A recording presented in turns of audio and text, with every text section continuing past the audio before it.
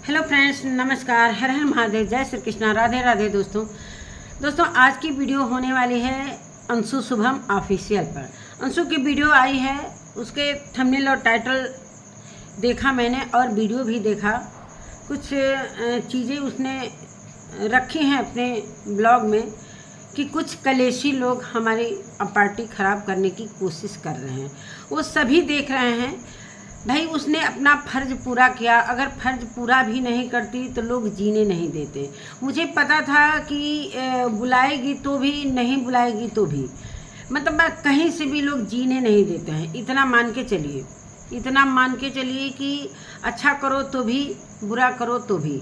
जब एक बार चीज़ें ख़राब हो जाती हैं ना तो बार बार चीज़ें वही लोग बोलते हैं। कुछ लोग कमेंट करेंगे जाकर वहाँ पर अंशु के वीडियो में कि ऐसी है, घमंडी है, वैसी है। उसने अपनी तरफ से इसलिए नहीं बोला, शुरू में वो पिक नहीं लगाया, फ़ोटो नहीं लगाया, इसलिए कि लोग ये बोलेंगे कि ये उन लोगों के नाम पर, राज फैमिली के नाम पर ये व्यूज कमा रही है, तो भी नहीं चलने देंगे लोग। अगर इस तरीके से बोला कि मैं जाकर, चाहे मैं मतलब ऐसे ऑफ कैमरा चीज़ें बात करूँगी, तो भी लोग जीने नहीं दे रहे हैं। तो यही है दुनिया, किस तरीके से लोग जिए, किस तरीके से चलें। यहाँ पर हर कदम कदम पर कांटे बिखरे हुए हैं। तो वीडियो में बने रहिएगा दोस्तों। नमस्कार दोस्तों, मैं सुमन आपका स्वागत करती हूँ। उम्मीद करती हूँ आप लोग बहुत अच्छे होंगे, मैं भी अच्छी हूँ। दोस्तों अभी तक मेरे चैनल को आपने सब्सक्राइब नहीं किया, प्लीज़ सब्सक्राइब कर लेना, लाइक भी कर देना, ताकि आने वाली वीडियो की नोटिफिकेशन सबसे पहले मिले। दोस्तों बढ़ते हैं वीडियो में। 9 जुलाई के नाम पर मैंने देखा वीडियो, मैं सोची कि जब अंशु की वीडियो आएगी तब मैं बात करूंगी, और अंशु की फाइनली वीडियो आ गई है। किस तरह कलह कलेश मचाया जा रहा है, और अभी तो उसने वहां तक इनविटेशन भी नहीं दिया, लेकिन 9 जुलाई थंबनेल में छपने लगा इनविटेशन। जैसा कि आ रहा है वीडियो दीदी जी का, तो वहाँ पर बहुत सारी उनका शिकायत है कि आएगा इनविटेशन तभी मैं नहीं जाऊँगी, वैसे भी नहीं जाने वाला। अरे अभी इनविटेशन तो पहुँचने दो, अभी गया नहीं तो इतनी तिलमिलाहट। जाने के बाद कहीं ना कहीं वो कार्ड दिखा कर कि देखो मेरे यहाँ कार्ड आया है, और इस कार्ड को मैं इधर घुमा कर फेंकती हूँ, मैं नहीं जाऊँगी, मेरे पापा को ये वो, मतलब क्या। जब एक घर के जो पेरेंट्स हैं उन्होंने बोल दिया कि कोई वीडियो हम लोगों के तरफ से नहीं जाएगी, अगर जाना होगा तो जाएगा, कोई नहीं जाना होगा तो बात ख़त्म। यहाँ पर बात लोग नहीं ख़त्म करेंगे जब तक अपना दिल का जो पहले का गुब्बार है जब तक यहाँ पर फोड़ेंगे नहीं, तब तक कैसे काम चलेगा। भाई उसकी पार्टी है, भाई उस अपने तरीके से बुला रही है, उसका भी इच्छा होगा कि भाई हमारा पहला एनिवर्सरी है, मैं भी अच्छे से मनाऊँ। जो कि वो भी एक क्रिएटर है, उसे भी लोग पसंद कर रहे हैं, तो अच्छी बात है कि भाई भगवान करे कि उसका भी अच्छे से पार्टी हो जाए, उसका जोड़ी बना रहे। सभी लोग आशीर्वाद ही देंगे, न कि कटाक्ष बोलने की। चलो भाई, जितना उससे गलती हुआ उधर से भी दोनों तरफ से गलतियां हुई, अब इस गलतियों को किनारे करके वो फैमिली भी आगे बढ़ रही है, ये भी आगे बढ़ रही है। चलो उसने जितना कहना था कह दिया, अपनी तरफ से वो पूछ लिया। भाई उसे पता था कि भाई ये चीज़ें ख़राब हो चुकी हैं, तो लेकिन अब जब सोशल मीडिया पर है तो पब्लिक के अनुसार भी थोड़ा चलना भी चाहिए, नहीं तो पब्लिक यही कहती कि ये इतनी घमंडी हुई कि पूछा भी नहीं। चलो उसने माँ को भी पूछा है, भाइयों को भी पूछा है, लेकिन बहन को अभी इनविटेशन नहीं दिया। तब तक बहन का इतना कटाक्ष वीडियो आने लगा कि मैं क्या ही बताऊँ।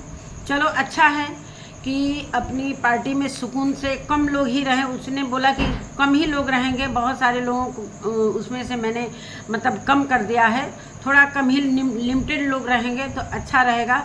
देखो कम लोग रहेंगे,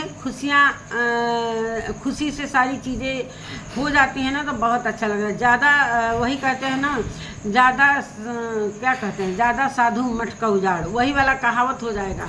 ज़्यादा लोगों को बुलाने का मतलब कि अरेंजमेंट में भी इंसान मतलब व्यस्त हो जाता है और एंजॉय नहीं कर पाता है।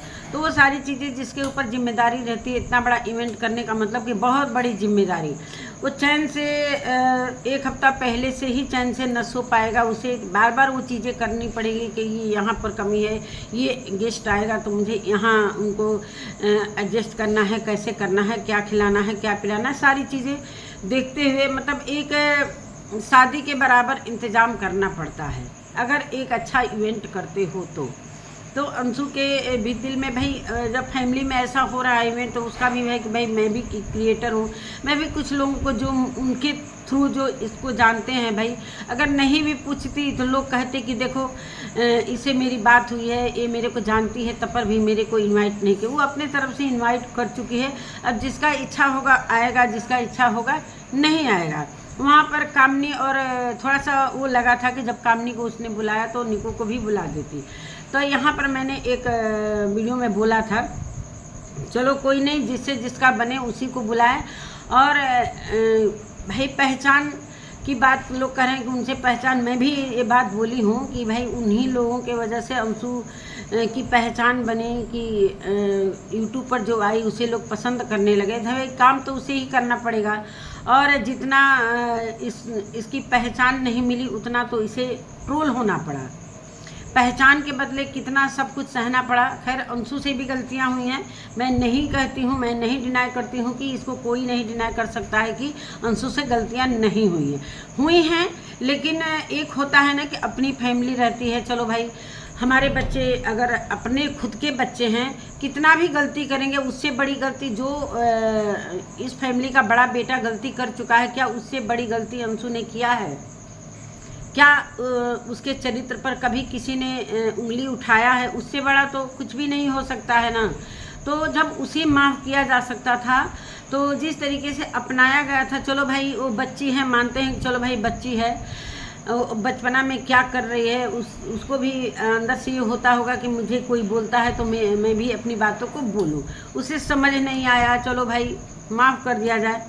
जब इतना बड़ा गलती माफ़ कर दिया जाता है तो इतना छोटे, या तो गलती माफ़ करो चाहे ना करो, लेकिन उसके बारे में ज़्यादा कुछ फालतू चीज़ मत बोलो भाई। चलो भाई वो अब समझने लगी है कि फैमिली क्या होता है। उसे अभी शादी में शुरू में जब शादी हुई थी तो उसे समझ में ही नहीं आ रहा था, इसलिए कि उसकी जो माता पिता थे बहुत पहले ही जा चुके थे। इतनी मतलब उसके दिमाग पर इतनी बड़ा चोट चाहे दिल पर लगा हुआ था, जवान भाई चला गया था, उसका दिमाग काम नहीं करता था, वो अकेले रहती थी। जब एक माँ रहती है ना तो माँ बेटी को वो करती है, सहेजती है कि बेटा ऐसे ससुराल में जाओगी तो ऐसे नहीं करना है, वैसे नहीं करना है। ससुराल वाले भी कभी कभी नाराज़ होते थे, चाहे सासू माँ भी कभी कभी कैमरा लेकर कभी भी पहुंच जाती थी तो मैंने देखा था वो बोलती थी कि अभी इसी हालात में तुम कैमरा मुंह पर लेकर चले आई हो। तो ये करते करते सारी चीज़ें अब धीरे धीरे सही होने लगी हैं। ससुराल वाले भी सारी चीज़ें अब भुला कर, भाई बचपना था। और सबसे बड़ी अहम चीज़ बात मैं ये बोलना चाहती हूँ कि सबसे अच्छा रोल शुभम का मुझे लगा कि दोनों तरफ की चीज़ों को, चाहे सासू माँ हो चाहे घर के लोग हों, अगर घर के लोग नाराज़ होते हैं चाहे अंशु नाराज़ होती है, दोनों चीज़ों को कैसे वो मेंटेन करके सारी चीज़ें किया कि ये हमारी वाइफ की भी इज्जत रह जाए, घर का भी इज्जत रह जाए, ये भी कहीं इधर उधर ना बिखरे, ना वो लोग बिखरें। तो सारी चीज़ों को बांध कर एक रखना बहुत बड़ी बात है। मतलब माँ भी खुश रहे, फैमिली भी खुश रहे, पत्नी भी खुश रहे, तो बहुत अच्छे तरीके से कम उम्र में शुभम ने बहुत अच्छा अपना वो निभाया है, कर्तव्य निभाया है।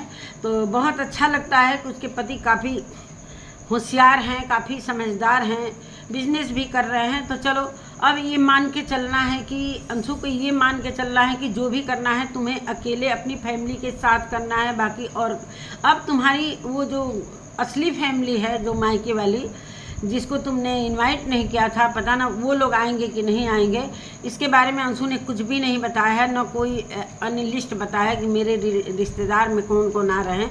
लिस्ट बताने का मतलब कि बवाल। इससे अच्छा जिसको वो बुलाना चाहेगी आएगा तो लोग खुद ही देख लेंगे कि कौन कौन आ रहा है, कौन कौन नहीं आ रहा है। तो वो सारी चीज़ें मतलब एक सरप्राइज़ के तौर पर छोड़ दो।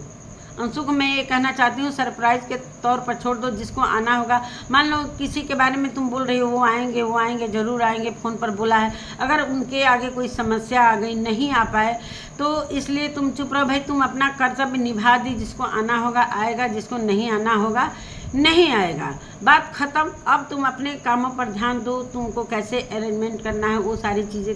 इतना बड़ा अगर इवेंट रखता है इंसान तो भाई दिन रात थोड़ा सा दिमागी टेंशन रहता है कि चलो भाई हमें ये करना है वो करना है। और अंशु ने ये बताया कि भाई कुछ लोग मतलब हमारे पीछे हाथ धोकर पड़ गए हैं, मेरी इवेंट ख़राब कर रहे हैं, तो और कुछ लोग चूहे की तरह कुतर रहे हैं, तो कुतरने से पूरा घर गिर नहीं जाता है। घर के सामानों को लोग कुतरते हैं लेकिन घर तो वैसा ही रहता है। तुम अपने काम पर ध्यान दो, फालतू की चीज़ों पर मत। जितना तुम्हें करना था कर दिया, तुमसे भी लोग पैसा कमाए हैं। ऐसा बात नहीं है कि तुम्हारे शादी के नाम पर लोग डॉलर नहीं कमाए हैं, तो वो चीज़ें सब बराबर हो गई हैं। अब जब एक दूसरे से मन मिलाप नहीं हो रहा है तो उस चीज़ को वहीं पर छोड़ देना चाहिए। और बार बार अगर तुम पीछे पड़ोगी तो सामने वाला ये सोचेगा कि अरे इसको तो हम पीछे घुमा रहे हैं, इसको घुमाते रहें। तो उसके हाल पर जब ज़्यादा होता है ना, तो उसके हाल पर चीज़ें छोड़ देनी चाहिए, अपने काम पर ध्यान देना चाहिए। तो वही तुम करो। बाकी अब किसी की बातों पर ध्यान न दो। अब पता चल गया कि तुम्हारे मायके वाले, चाहे जिसको तुमने बुलाया है, जो आना चाहेगा आएगा, नहीं आना चाहेगा नहीं आना। लेकिन अभी जो मैंने देखा दीदी जी का, तो वो ज़्यादा ही कुछ ओवर चल रही थी। तो इस पर भी बहुत सारे वीडियो बने कि उसने उनको इनविटेशन नहीं दिया, भाई को दिया, माँ को दिया, पिता को दिया, तभी तो इनविटेशन गया, चाहे नहीं गया उससे पहले ही बम ब्लास्ट होने लगा। तो वो सारी चीज़ें ख़त्म करके अब किसी पर ध्यान मत दो, अपना काम करो। अब तुम्हारे में जो कमी होगी उस पर क्या लोग कहते हैं क्या नहीं कहते हैं, तुम अपने पर ध्यान दो। तुम्हारे में जो कमियां होंगी उस पर लोग रिएक्शन दे रहे हैं कि नहीं दे रहे हैं, ये सारी चीज़ें करो। ऐसा नहीं कि रिएक्शन का मतलब ये थोड़ी होता है कि हमेशा टारगेट ही करना। कुछ सुझाव भी दे दिया जाता है कि तुम इस तरीके से करो।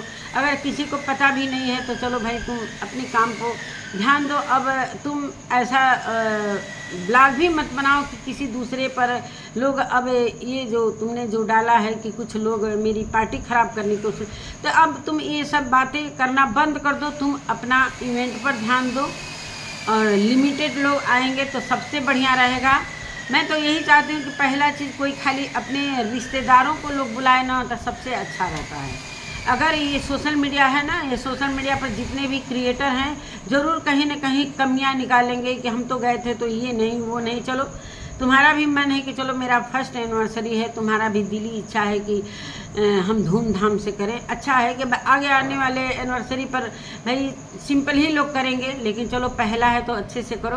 भगवान करें कि तुम्हारा अच्छे से सारी चीज़ें हो जाए। जैसे तुम अपना कार्यक्रम के लिए इतना बड़ा कदम उठाई हो तो कार्यक्रम सफल हो जाए और तुम्हारा जो इवेंट है, जो शादी का सालगिरह है, अच्छे से मन जाए, किसी प्रकार का उसमें विघ्न ना आए। तो यही सारी बातें करना था। जो तुमसे गलतियां हुई हैं उसके बारे में भी तुम ये सब सोचकर चुप हो जाओ कि चलो भाई मेरे से भी गलती है, उधर से भी गलती हुई है। मतलब कुछ कमेंट मैंने देखा यहाँ पर कि मतलब कमेंट क्या देखा है, वीडियो ही देखा है। 21 और 24 की बात बोली जा रही है, तो 3 साल के अंतर में क्या ही हो सकता है।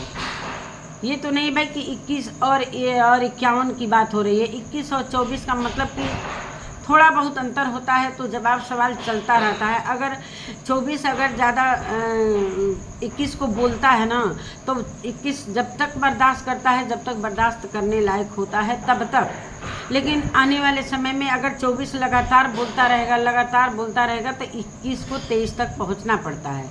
तो यही सारी बातें हैं। चलिए इसी के साथ मैं अपने वीडियो का, छोटा ही सा वीडियो था, इसी के साथ मैं अपने वीडियो का एंड करती हूँ। मिलती हूँ एक नए वीडियो के साथ, तब तक के लिए नमस्कार।